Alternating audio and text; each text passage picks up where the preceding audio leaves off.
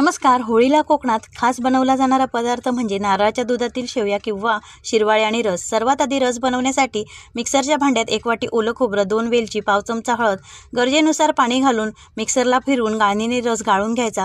राहिलेल्या चोत्यामध्ये परत पाणी घालून परत एकदा फिरवून रस गाळून घ्यायचा. फक्त 2दाच फिरवून घ्यायचे. जास्त पाणी घातल्यास रस पातळ आणि बेचव लागतो. रस वाटीने मोजून 2 वाटी रसासाठी 1 वाटी गूळ घालून गूळ वितळण्यासाठी बाजूला ठेवायचे. एका कढईमध्ये 1 वाटी पाणी, पाव चमचा मीठ आणि 1 वाटी तांदळाचे पीठ घालून मोदकासारखी पिठाला उकड काढून गॅस बंद करायचा.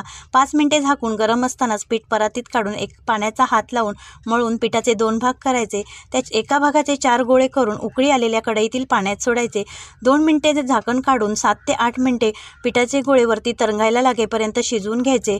नंतर चकलीच्या साच्याला आणि बारीक शेवेच्या साच्याला तेल लावून त्यामध्ये गोळे घालून गरमागरम शेवया करून घ्यायच्या.